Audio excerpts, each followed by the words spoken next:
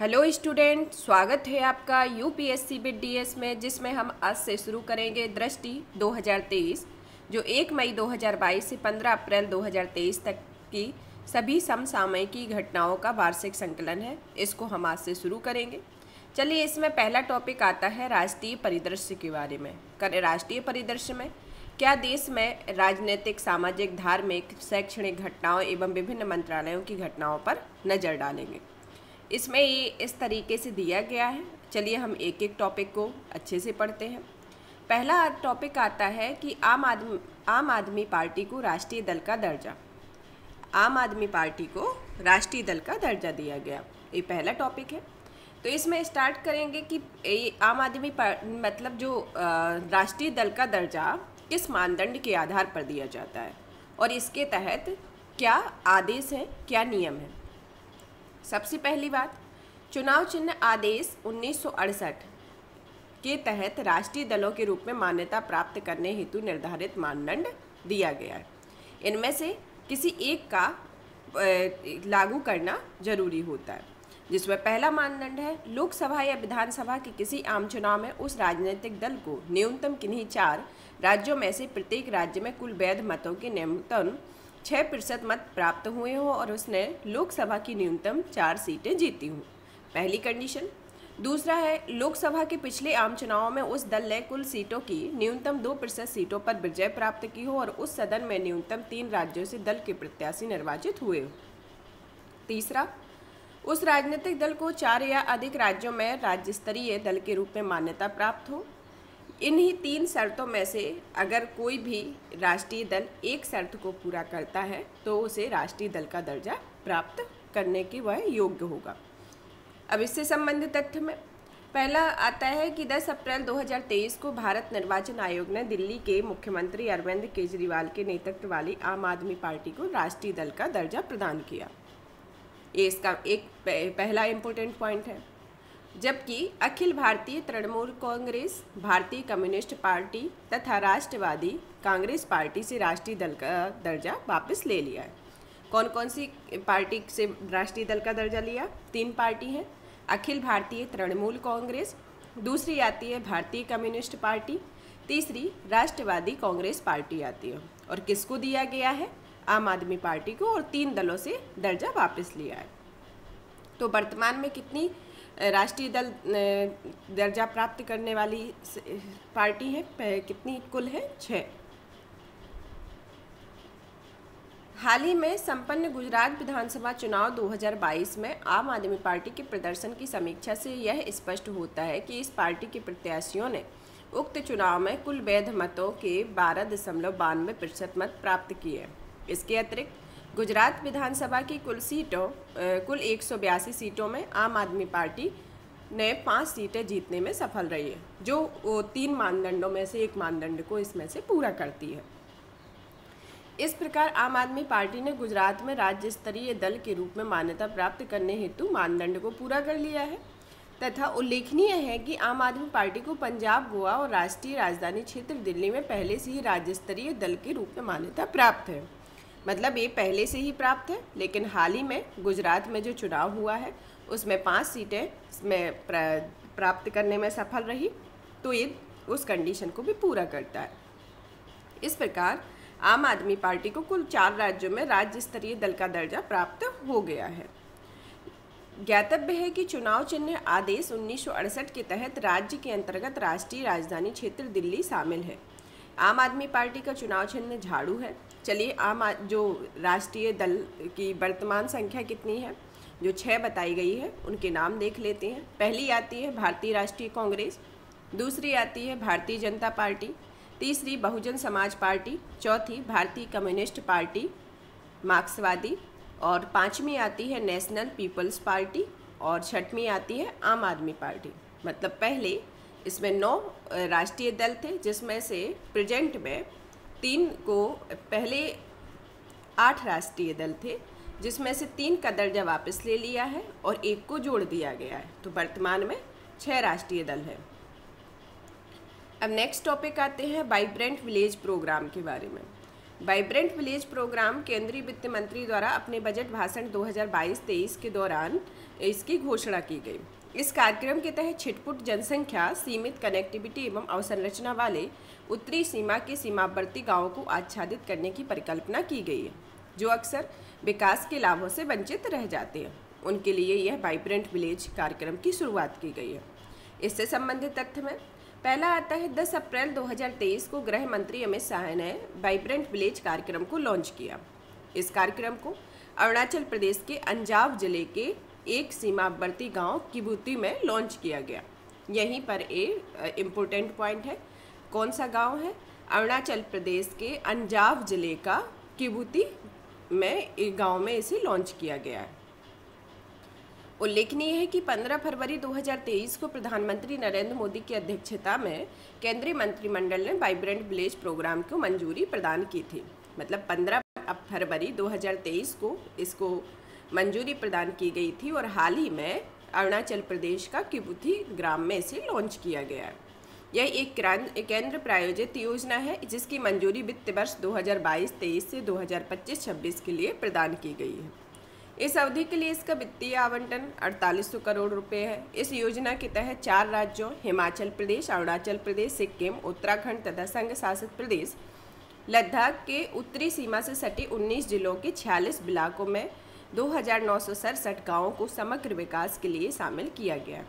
कौन कौन सा इम्पोर्टेंट पॉइंट है? पहला तो ये कि वह अरुणाचल प्रदेश के किबूती ग्राम में स्टार्ट किया गया है। यह एक केंद्र प्रायोजित योजना है जिसे वित्त वर्ष 2022-23 से 2025-26 के लिए प्रदान किया गया है। इसमें आवंटित राशि 4800 करोड़ है। इसमें 4 राज्य और एक संघ शासित प्रदेश हैं और उससे सटे जिलों में जिसमें आता है पहला हिमाचल प्रदेश, अरुणाचल प्रदेश, सिक्किम, उत्तराखंड और संघ शासित में लद्दाख की सीमा के उत्तरी जिले 19 जिले जिनमें 46 ब्लॉक शामिल हैं और 2967 गाँवों को समग्र विकास के लिए शामिल किया गया। इसका पहला चरण में प्राथमिकता के आधार पर 662 गाँवों की पहचान की गई, जिसमें 455 गाँव अरुणाचल प्रदेश हैं। इसका जो पहला चरण स्टार्ट होगा वो 662 गाँव में होगा, जिसमें 455 गाँव ही तो अरुणाचल प्रदेश के हैं। यह कार्यक्रम चिन्हित सीमावर्ती गाँवों के लोगों के जीवन स्तर में सुधार में मदद करेगा, साथ ही उनके मूल स्थान पर रहने के लिए प्रोत्साहित करेगा तथा इससे इन गांवों से लोगों में पलायन को रोकने में मदद मिलेगी और सीमा की सुरक्षा बढ़ाने में भी सहायता प्राप्त होगी। वाइब्रेंट विलेज एक्शन प्लान ग्राम पंचायतों की सहायता से जिला प्रशासन द्वारा निर्मित किया जाएगा। यह ग्राम पंचायत इसमें सहायता करेंगे, जिसमें जिला प्रशासन उसका सहभागिता के रूप में एक रोल निभाएगा। अब आता है नेक्स्ट आता है मेघालय, नागालैंड और त्रिपुरा विधानसभा निर्वाचन 2023। भारत के संविधान के तहत प्रदत्त प्राधिकार और शक्तियों का प्रयोग करते हुए हाल ही में भारत निर्वाचन आयोग द्वारा मेघालय, नागालैंड एवं त्रिपुरा में स्वतंत्र, निष्पक्ष, सहभागी एवं सुरक्षित विधानसभा निर्वाचन संपन्न कराए गए हैं। इससे संबंधित तथ्य में 2 मार्च 2023 को भारत निर्वाचन आयोग द्वारा 3 राज्यों के विधानसभा चुनाव परिणाम जारी किए गए हैं। ये 3 राज्य हैं मेघालय, नागालैंड, त्रिपुरा। अब इसमें एक एक राज्य को बारी बारी से इसके इम्पोर्टेंट पॉइंट देख लेते हैं। मेघालय 10वीं मेघालय विधानसभा के कार्यकाल की समाप्ति की तिथि 15 मार्च 2023 निर्धारित थी, जिसके कारण राज्य में 27 फरवरी 2023 को एक चरण में चुनाव संपन्न हुआ।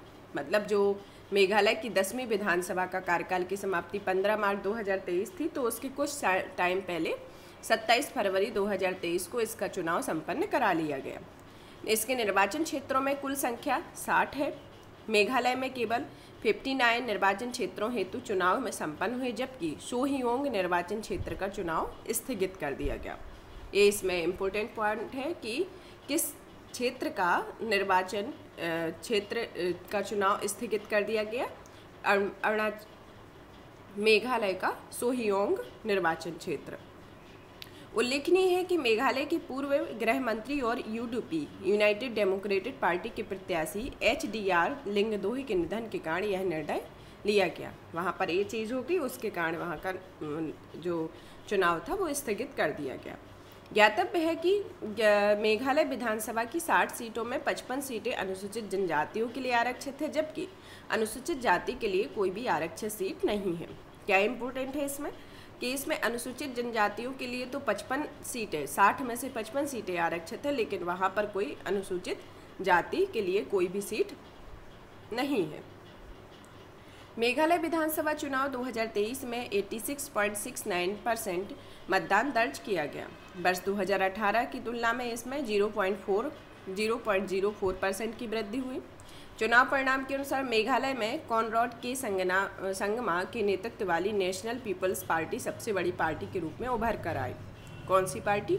नेशनल पीपल्स पार्टी, और इसके जो नेतृत्व वाले किसके? कॉनरॉड के संगमा के। 7 मार्च 2023 को कॉनरॉड के संगमा ने लगातार दूसरे कार्यकाल हेतु मेघालय के मुख्यमंत्री के रूप में शपथ ग्रहण की। प्रिस्टोन टाइनसोंग तथा सिन आव भलंग धर्क ने उप मुख्यमंत्री के रूप में शपथ ली। मतलब मुख्यमंत्री कौन? कॉनरॉड के संगमा, जो पहले भी थे और इनको दोबारा से भी निर्वाचित किया गया है। और जो प्रेजेंट में वहाँ उप मुख्यमंत्री बनाए गए हैं प्रिस्टोन टाइनसोंग और सिन आव भलंग इसके उप मुख्यमंत्री हैं।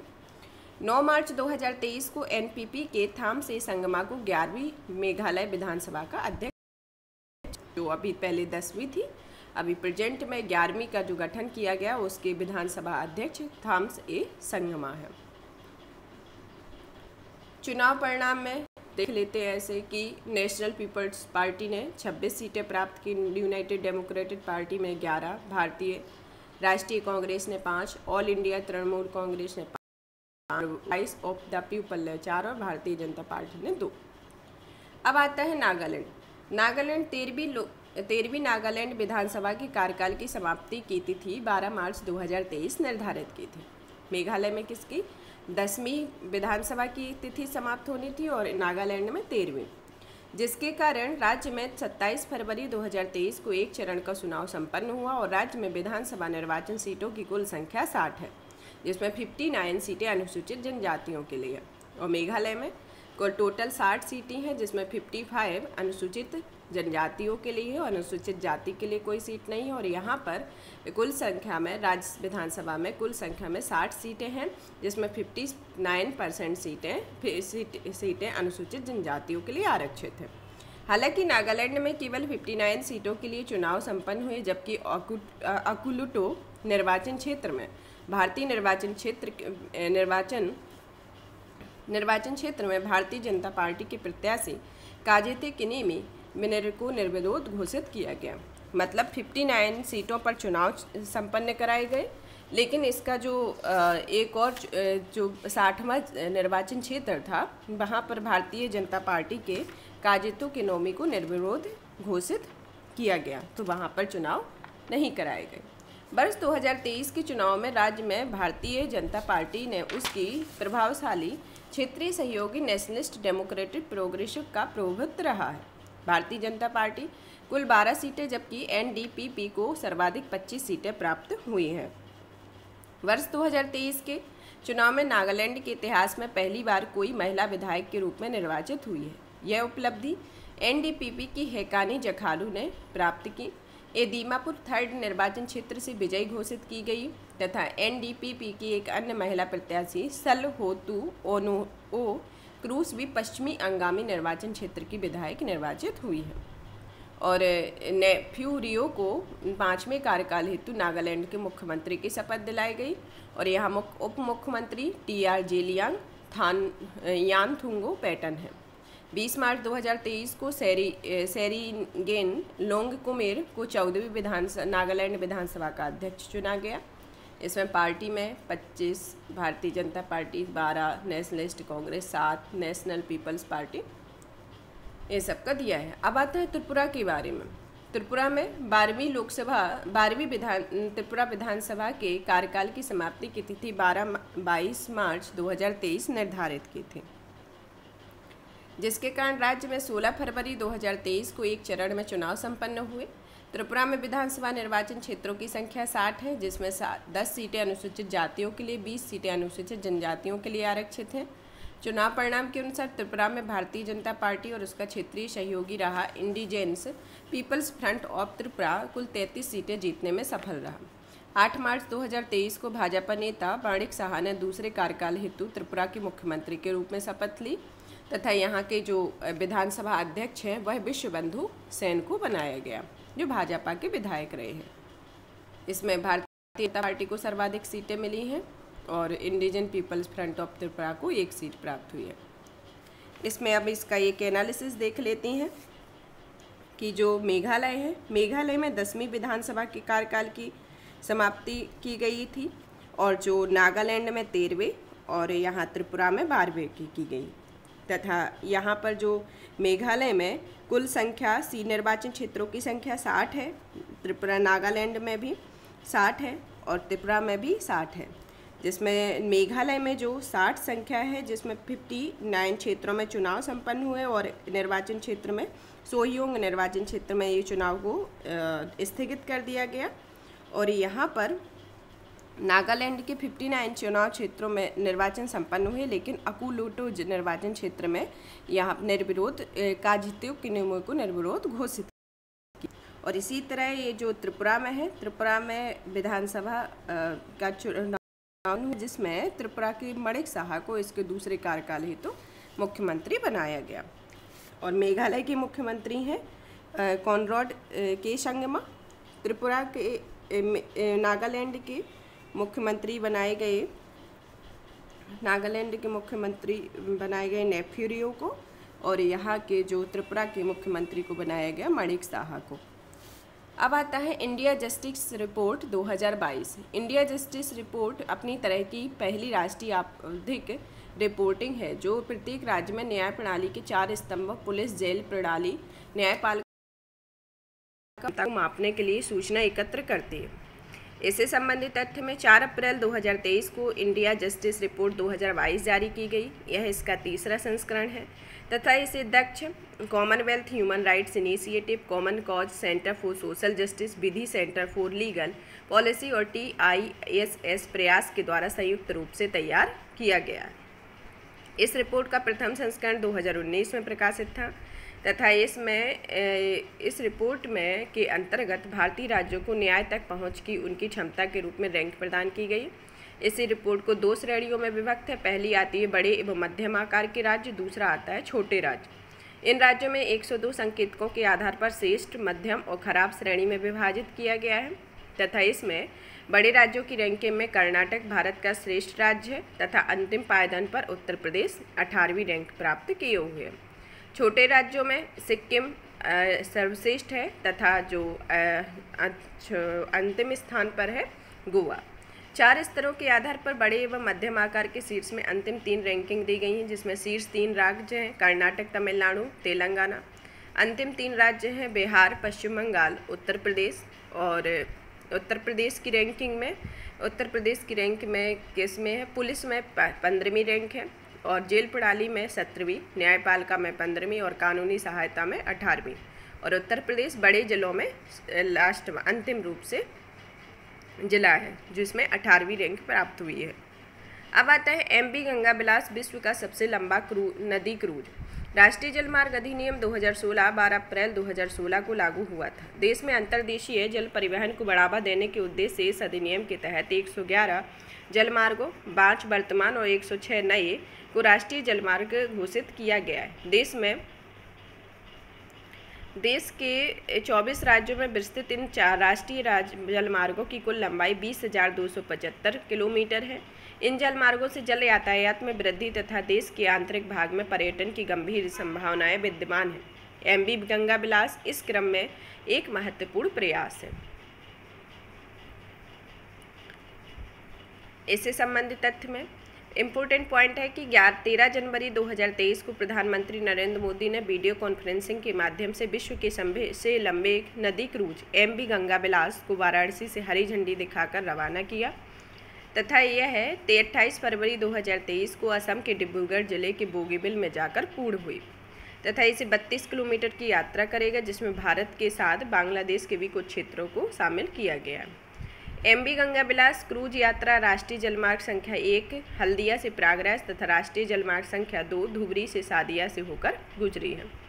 राष्ट्रीय जलमार्ग के फर्स्ट गंगा भागीरथी हुगली नदी प्रणाली से निर्मित होता है, जबकि राष्ट्रीय जलमार्ग 2 ब्रह्मपुत्र नदी प्रणाली से बना हुआ है। इसके साथ ही यह क्रूज यात्रा कोलकाता से धुबरी तक इंडो बांग्ला प्रोटोकॉल मार्ग से भी होकर गुजरती है, जिसमें 27 नदी प्रणालियां हैं तथा इस यात्रा में विश्व धरोहर स्थलों, राष्ट्रीय उद्यानों, नदी घाटों और बिहार में पटना, झारखंड में साहिबगंज, पंजाब में कोलकाता, पश्चिम बंगाल में कोलकाता, बांग्लादेश में ढाका और असम में गुवाहाटी सहित 50 पर्यटन स्थलों का भ्रमण शामिल है, जिसमें भारत बांग्लादेश की कला, संस्कृति, इतिहास और आध्यात्मिकता को समझने का अवसर मिला है। MV गंगा विलास में सभी विलासिता वाली सुविधाओं के साथ 3 डेक, 36 पर्यटकों की क्षमता वाले 18 स्वीट शामिल हैं। पहली यात्रा में स्विट्जरलैंड के 32 पर्यटक शामिल थे। गंगा विलास क्रूज सेवा निजी संचालक मेसर्स अंतारा रिवर क्रूज द्वारा संचालित है तथा ज्ञातव्य है कि MV गंगा विलास पोत की लंबाई 62.5 मीटर है और चौड़ाई 12.8 मीटर है और यह पोत प्रदूषण नियंत्रण तंत्र तथा शोर नियंत्रण प्रौद्योगिकी से युक्त है। इसमें इम्पोर्टेंट पॉइंट है, ऐसे तो याद नहीं होगा, तो इसमें इम्पोर्टेंट पॉइंट याद कर लेते हैं, जिसमें राष्ट्रीय जलमार्ग अधिनियम 2016 के तहत इसे 12 अप्रैल 2016 को लागू किया गया था। यह अंतर्देशीय जल परिवहन को बढ़ावा देने के उद्देश्य से स्टार्ट किया गया है। इसमें 5 वर्तमान में थे और इसमें 106 नए जोड़े गए हैं, जिसमें टोटल 111 जलमार्ग हो गए हैं।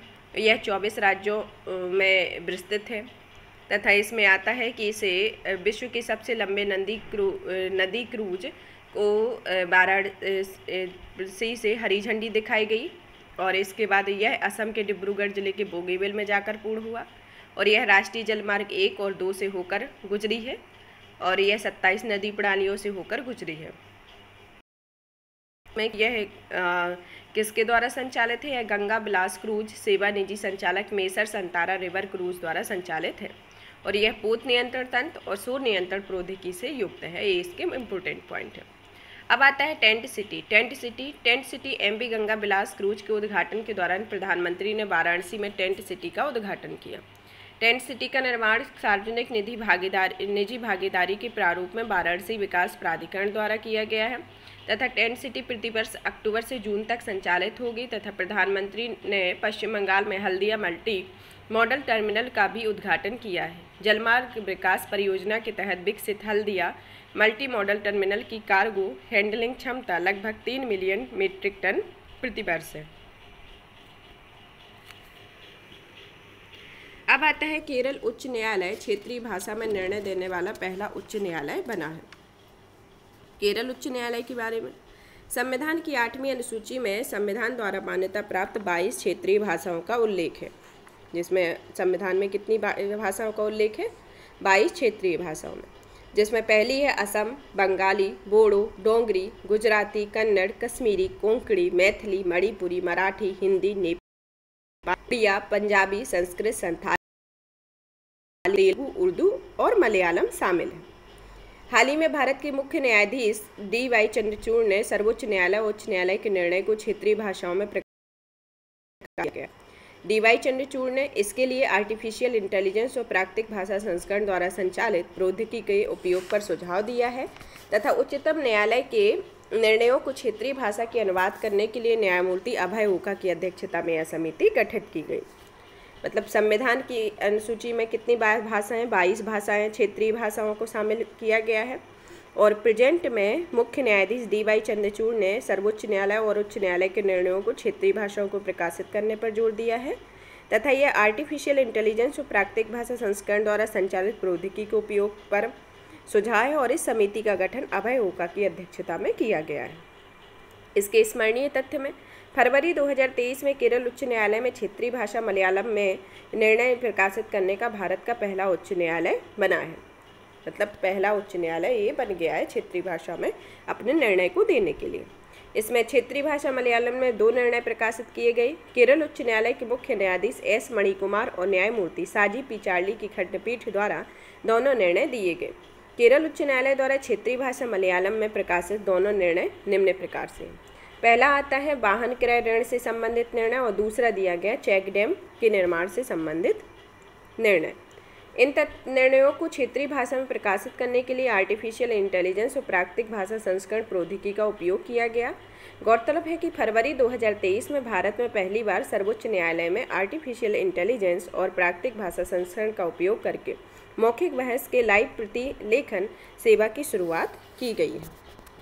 इसमें इम्पोर्टेंट पॉइंट है, 8वीं अनुसूची के तहत ये 22 भाषाएं हैं, जिसमें प्रेजेंट में जो DY चंद्रचूड़ ने इसको आर्टिफिशियल इंटेलिजेंस और प्राकृतिक भाषा प्रसंस्करण द्वारा संचालित प्रौद्योगिकी के उपयोग पर सुझाव दिया है। यह समिति अभयोका की अध्यक्षता में गठित की गई है। प्रेजेंट में फरवरी 2023 में केरल उच्च न्यायालय ने क्षेत्रीय भाषा मलयालम में अपने 2 निर्णय दिए, जिसमें पहला निर्णय वाहन क्रय ऋण से संबंधित निर्णय है और दूसरा है चेक डैम के निर्माण से संबंधित निर्णय, तथा यह है फरवरी 2023 में भारत में पहली बार सर्वोच्च न्यायालय ने आर्टिफिशियल इंटेलिजेंस और प्राकृतिक भाषा प्रसंस्करण का उपयोग करके मौखिक बहस के लाइव प्रतिलेखन सेवा की शुरुआत की। ये यहाँ इसके लिए इम्पोर्टेंट है। अब आता है निर्वाचन आयुक्त की नियुक्ति पर उच्चतम न्यायालय का निर्णय। भारत के निर्वाचन आयुक्त एवं अन्य निर्वाचन आयुक्तों की नियुक्ति संविधान के अनुच्छेद 324(2) के कार्यक्षेत्र के अधीन आती है। संविधान में मुख्य निर्वाचन आयुक्त और निर्वाचन आयुक्तों की नियुक्ति के लिए कोई विशिष्ट विधायी प्रक्रिया वर्णित नहीं है। अब तक मुख्य निर्वाचन आयुक्त और निर्वाचन आयुक्तों की नियुक्ति प्रधानमंत्री के नेतृत्व वाली मंत्रिपरिषद की सलाह पर राष्ट्रपति द्वारा की जाती रही है। इससे संबंधित तथ्य में पहला आता है कि 2 मार्च 2023 को उच्चतम न्यायालय की 5 सदस्यीय संवैधानिक पीठ ने अपने एक ऐतिहासिक निर्णय में मुख्य चुनाव आयुक्त और चुनाव आयुक्तों की नियुक्ति के संबंध में एक अहम फैसला दिया। इसमें कहा गया कि मुख्य चुनाव आयुक्त एवं चुनाव आयुक्तों की नियुक्ति एक समिति की सिफारिश के द्वारा राष्ट्रपति की जाएगी तथा मुख्य चुनाव आयुक्त और अन्य चुनाव आयुक्तों की नियुक्ति 3 सदस्यीय उच्च स्तरीय समिति की सिफारिश पर राष्ट्रपति द्वारा की जाएगी, जिसमें प्रधानमंत्री, लोकसभा के विपक्ष के नेता और भारत के मुख्य न्यायाधीश शामिल होंगे। इस समिति में कौन कौन शामिल होगा? प्रधानमंत्री, लोकसभा में विपक्ष के नेता, भारत के मुख्य न्यायाधीश, और यह राष्ट्रपति द्वारा इसकी सिफारिश की जाएगी। लोकसभा में विपक्ष के नेता उपलब्ध नहीं होने पर सबसे अधिक जनप्रतिनिधियों वाले विपक्ष दल का नेता इस समिति का सदस्य होगा।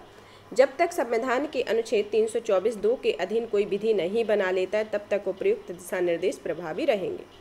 5 सदस्यीय संविधान पीठ की अध्यक्षता न्यायमूर्ति KM जोसेफ ने की है और पीठ के अन्य सदस्यों में न्यायमूर्ति अजय रस्तोगी, न्यायमूर्ति अनिरुद्ध बोस, न्यायमूर्ति ऋषिकेश राय तथा न्यायमूर्ति CT रवि कुमार शामिल होंगे।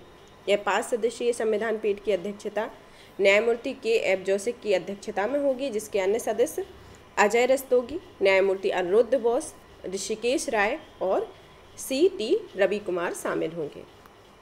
अब आता है annual states of education report 2022। असर का पूर्ण रूप annual states of education reports है। इस रिपोर्ट में गैर सरकारी शिक्षण संगठन प्रथम द्वारा जारी किया गया है।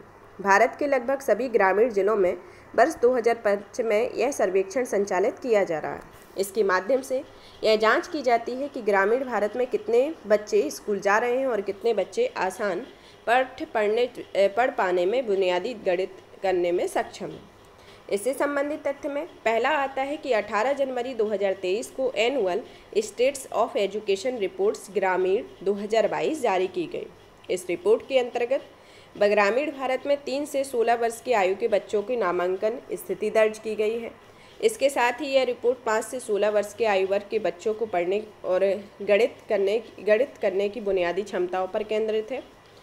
असर रिपोर्ट 2022 में भारत के 616 जिलों के कुल 19,060 गाँवों को शामिल किया गया तथा 6 से 14 वर्ष के आयु वर्ग के बच्चों के नामांकन दर विगत 15 वर्षों में 95% से ऊपर रही है और यह आंकड़ा 2022 में 97.2% से बढ़कर 98.4 हो गया है और 2022 में यह अनामांकित लड़कियों का आंकड़ा गिरकर 2% हो गया है तथा इसमें उत्तर प्रदेश में यह 4% है। मतलब उत्तर प्रदेश में इसका आंकड़ा 4% है तथा इसके अतिरिक्त वर्ष 2022 में 15 से 16 वर्ष आयु की 7.9% लड़कियां अनामांकित थीं, जबकि वर्ष 2018 में यह आंकड़ा 13.5% था। सिर्फ 3 राज्यों में 15 से 16 वर्ष की आयु वर्ग की अनामांकित लड़कियों का अनुपात 10% से अधिक है, जो निम्नलिखित है। पहला आता है मध्य प्रदेश, दूसरा उत्तर प्रदेश, फिर तीसरा छत्तीसगढ़। मध्य प्रदेश में 17%, उत्तर प्रदेश में 15% और छत्तीसगढ़ में 11.2% है।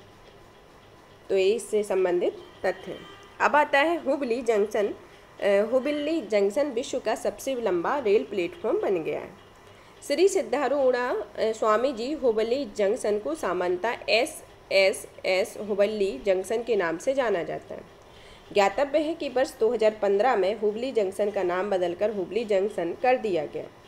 पुनः सितंबर 2020 में इसे बदलकर SS हुबली जंक्शन किया गया और यह रेल स्टेशन दक्षिण पश्चिमी रेलवे दपरे के हुबली रेल मंडल का हिस्सा है, जो हुबली धारवाड़ कर्नाटक में स्थित है। ये इसके बारे में इसकी विशेषता है। अब आता है इसके संबंधित तथ्य। 13 जनवरी 2023 को गिनीज वर्ल्ड रिकॉर्ड्स में हुबली जंक्शन स्थित प्लेटफॉर्म संख्या 8 को विश्व के सबसे लंबे रेल प्लेटफॉर्म का दर्जा प्राप्त हुआ और इसके पहले गोरखपुर को प्राप्त हुआ था। उत्तर प्रदेश के गोरखपुर रेलवे स्टेशन को स्टेशन स्थित प्लेटफॉर्म था, जो 13,366.33 मीटर था और प्रेजेंट में जो हुबली जंक्शन है उसे 1,507 किलोमीटर यह लंबाई में है तथा हुबली जंक्शन इसे 12 मार्च 2023 को प्रधानमंत्री नरेंद्र मोदी जी द्वारा प्लेटफॉर्म का उद्घाटन किया गया। अब आता है विश्व के 5 सबसे बड़े प्लेटफॉर्म कौन कौन से हैं, जिसमें पहला आता है हुबली जंक्शन कर्नाटक 1,507। दूसरा आता है दूसरे नंबर पर, जो पहले गोरखपुर जंक्शन पहले नंबर पर था, अब यह दूसरे नंबर पर आ गया है। गोरखपुर जंक्शन उत्तर प्रदेश 1,366.33। तीसरा आता है कोल्लम जंक्शन रेड केरल, जो 1,180.5 मीटर है। खड़गपुर जंक्शन यह पश्चिम बंगाल में है, यह 1,072.5 है। और 5th नंबर पर आता है शिकागो अमेरिका का, जो 1,067.7 मीटर इसकी लंबाई है। उसमें आता है स्ट्रीट सबवे। अब आता है विदिशा 5G तकनीक लागू करने वाला पहला आकांक्षी जिला बन गया। देश के 112 सर्वाधिक अल्प विकसित जिलों को तीव्र एवं प्रभावी तरीके से रूपांकित करने के उद्देश्य से पीएम नरेंद्र मोदी ने जनवरी 2018 में आकांक्षी जिला कार्यक्रम को लॉन्च किया था। इन 112 आकांक्षी जिलों में उत्तर प्रदेश के 8 जिले, जिसमें बहराइच, बलरामपुर, चंदौली, चित्रकूट, फतेहपुर, श्रावस्ती, सिद्धार्थनगर तथा सोनभद्र शामिल हैं। ये आकांक्षी जिलों के नाम पूछे जाते हैं। जब यूपी स्पेशल आता है तो उसमें इनके नाम पूछे जाते हैं कि आकांक्षी जिला कार्यक्रम में कितने जिले शामिल हैं, और कई बार तो उसके नाम पूछ लिए जाते हैं। इसमें कौन है? बहराइच, बलरामपुर, चंदौली, चित्रकूट, फतेहपुर, श्रावस्ती, सिद्धार्थनगर तथा सोनभद्र शामिल हैं। स्मरणीय तथ्य में आता है 13 जनवरी 2023 को विदिशा स्टार्टअप्स द्वारा प्रस्तावित नवाचारी 5G का उपयोग मामले की जमीनी स्तर पर तैनाती करने वाला भारत का पहला आकांक्षी जिला बन गया है। विदिशा मध्य प्रदेश का आकांक्षी जिला है तथा विदिशा जिले में स्टार्टअप्स द्वारा C. Centre of development of telematics के सहयोग से लागू किए गए नवाचारी 5G IoT उपयोग मामले हैं। इसमें पहला आता है सुपर क्यूटिकल्स, जिसमें 5G या 4G समर्थित स्मार्ट हेल्थ कियोस्क होता है। दूसरा आता है MV-Pod, जो मूलभूत जीवन सुरक्षा समर्थन के साथ 5G या 4G समर्थित ऑटो एम्बुलेंस होती है। तीसरा आता है लॉजी AI, यह मोतियाबिंद रोग की त्वरित और प्रभावी जांच के लिए स्मार्टफोन के उपयोग के माध्यम से मोतियाबिंद आई स्कैनिंग एप्लीकेशन है। चौथा आता है एशियोफाई, यह फेफड़ों एवं मस्तिष्क स्कैन के AR या VR 3D विजुलाइजेशन एप्लीकेशन है। फिफ्थ आता है टेक XR, यह नवाचारी शिक्षण विधियों के लिए छात्रों हेतु AR VR 3D immersive experiential kit होता है। ये इसके अंतर्गत आते हैं। अब नेक्स्ट पॉइंट आता है कि कोल्लम भारत का पहला संविधान साक्षर जिला बना। कोल्लम भारत के संविधान के लागू होने के 70 वर्ष से अधिक समय बाद भी अधिकतर नागरिक इसके मूल एवं दस्तावेजों में समाहित गहन संकल्पनाओं से परिचित नहीं हैं। संविधान के संदेश के प्रसार के उद्देश्य से सिविल सोसाइटी संगठन, सरकारी एजेंसियों आदि सरल, सहज और लोकप्रिय क्रियाकलाप आधारित पहलों को लॉन्च किया है ताकि नागरिकों को राष्ट्र निर्माण योगदान हेतु सक्षम बनाया जा सके। 14 जनवरी 2023 को केरल के कोल्लम को भारत का पहला संविधान साक्षर जिला घोषित किया गया है और यह घोषणा केरल के मुख्यमंत्री पिनराई विजयन द्वारा की गई है। यह उपलब्धि संविधान साक्षरता अभियान द सिटीजन 2022 का परिणाम है तथा इस अभियान को कोल्लम जिला पंचायत, जिला योजना समिति और केरल स्थानीय प्रशासन संस्थान द्वारा संयुक्त रूप से शुरू किया गया है, जिसका उद्देश्य जिले को संवैधानिक रूप से साक्षर जिला बनाना था तथा इस जिले में 7 लाख से अधिक परिवारों को संविधान के मूल सिद्धांतों पर शिक्षित किया गया है तथा 7 लाख से अधिक परिवारों के 10 वर्ष से अधिक आयु के 23 लाख लोगों को